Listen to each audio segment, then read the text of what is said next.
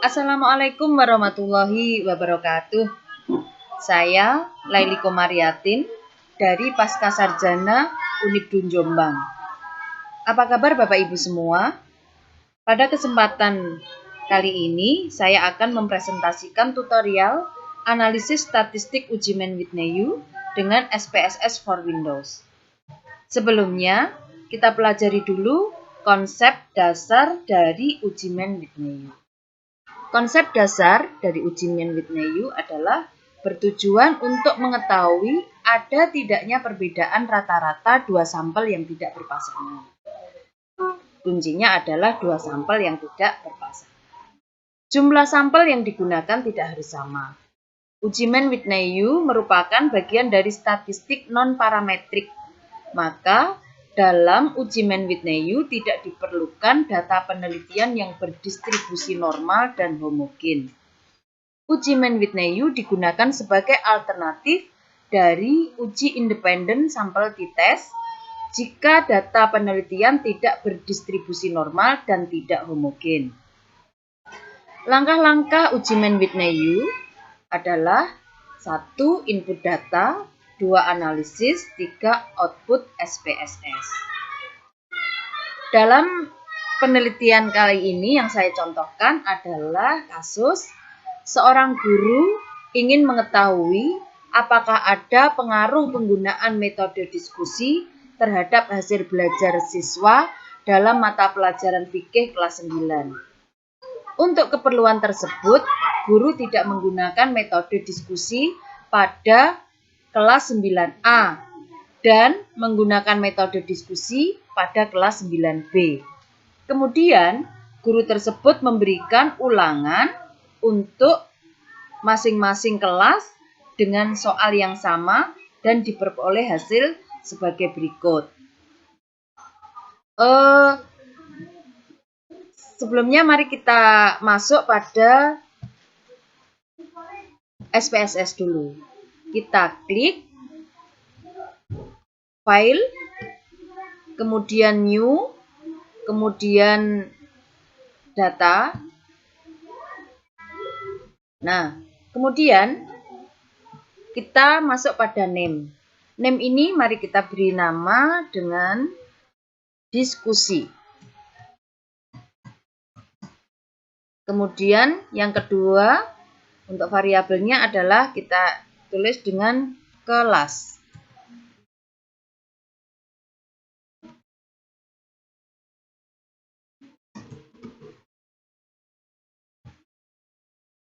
Untuk kolom-kolom yang selanjutnya, yang kita masuk pada desimal, kita ganti dengan angka 0.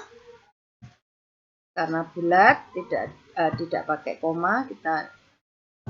Kemudian untuk label yang diskusi kita lengkapi dengan penggunaan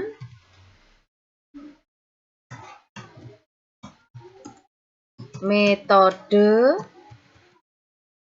diskusi terhadap hasil belajar siswa. Kemudian yang bawah tetap untuk kelas. Kemudian kita klik yang none di urutan kelas pada values. Ini kita klik, kemudian akan keluar value label. Kita masuk pada value. Untuk kita beri kode 1 untuk label di kelas 9A.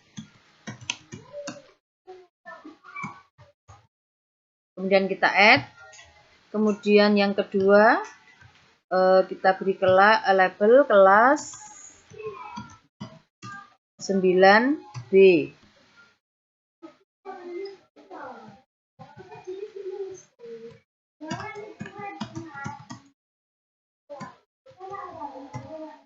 Kita add. Kemudian kita OK. Setelah terisi semuanya, kita klik data view. Nah, keluar diskusi dengan kelas. Kita isi dengan data A, yang kita simpan di Excel, kemudian kita copy.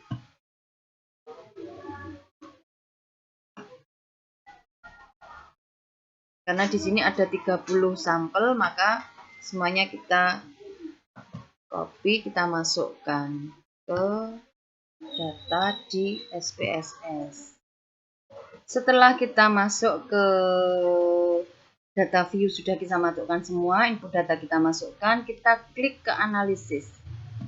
Analis. Kita klik pada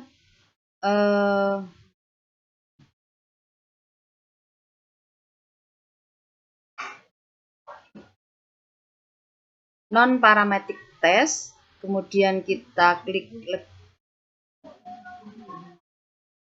legacy dialog, kita ke independent sample.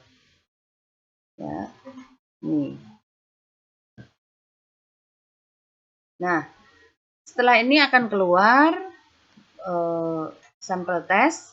Kita masukkan penggunaan metode diskusi kepada tes variabel list. Kemudian kelas kita masukkan kepada grouping variabel.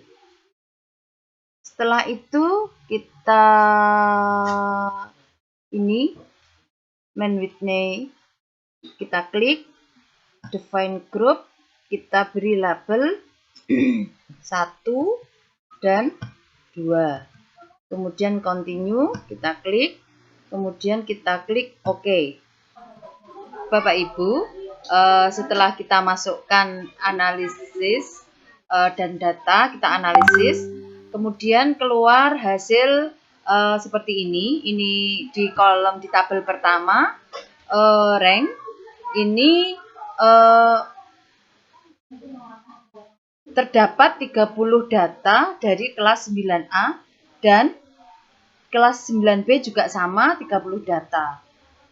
Main rank untuk data penggunaan metode diskusi terhadap hasil belajar siswa kelas 9A sebesar 21,47. Ya, ini 21,47, sedangkan untuk kelas 9B 39,53 dengan masing-masing sum of rank untuk kelas 9A sebesar 644,00 dan kelas 9B 1986,00. Berdasarkan main rank untuk data penggunaan metode diskusi terhadap hasil belajar siswa kelas 9A sebesar 21,47, ya. Terus lebih kecil daripada main rank data penggunaan metode diskusi terhadap hasil belajar siswa kelas 9B sebesar 39,53. Maka berarti penggunaan metode diskusi terhadap hasil belajar siswa kelas 9B lebih tinggi dibanding kelas 9A. Interpretasinya, hipotesis HO tidak terdapat perbedaan penggunaan metode diskusi terhadap hasil belajar siswa kelas 9A dan kelas 9B. HA, terdapat perbedaan penggunaan metode diskusi terhadap hasil belajar siswa kelas 9A dan kelas 9B. Berdasarkan data tersebut di atas, maka dapat dilakukan pengujian hipotesis dengan dua cara sebagai berikut. Karena datanya N1 plus N2 lebih dari 20, maka digunakan cara dengan membandingkan nilai Z hitung dengan Z tabel. Pengujiannya adalah jika Z hitung lebih besar dari Z tabel, maka HO ditolak. Jika Z hitung lebih kecil dari Z tabel, maka HO diterima. Z tabel dihitung pada Z tabel dengan A 5% dan uji dua sisi 5% dibagi 2 menjadi 2,5%. Maka luas kurva normal adalah 50% dikurangi 2,5% menjadi 47,5% atau 0,475. Karena uji dua sisi, maka pada tabel Z untuk luas 0,475, maka didapat nilai Z tabel adalah 1,96. Berdasarkan hasil uji Mendeleev, diperoleh Z hitung sebesar 4,019, berarti Z hitung lebih besar daripada Z tabel. Maka HO ditolak dan HA diterima. Artinya terdapat perbedaan penggunaan metode diskusi terhadap hasil belajar siswa antara kelas 9A dan 9B dengan membentuk kurva seperti gambar ini. Kemudian dengan membandingkan taraf signifikan p-value dengan galatnya, jika signifikansi lebih besar 0,05 maka HO diterima. Jika signifikansi kurang 0,05 maka HO ditolak. Berdasarkan pada kolom asymsik, ya, dari yang tadi dua tilet untuk dua sisi sebesar 0,00 karena signifikansi lebih kecil daripada 0,05 maka HO ditolak dan HA diterima. Artinya terdapat perbedaan penggunaan metode diskusi terhadap hasil belajar siswa antara kelas 9A dan kelas 9B. Kesimpulannya, berdasarkan penelitian ini dapat disimpulkan di mana hipotesis 0 atau HO yang diajukan bahwa tidak terdapat perbedaan penggunaan metode diskusi terhadap hasil belajar siswa antara kelas 9A dan 9B ditolak. Artinya terdapat perbedaan penggunaan metode diskusi terhadap hasil belajar siswa antara kelas 9A dan kelas 9B.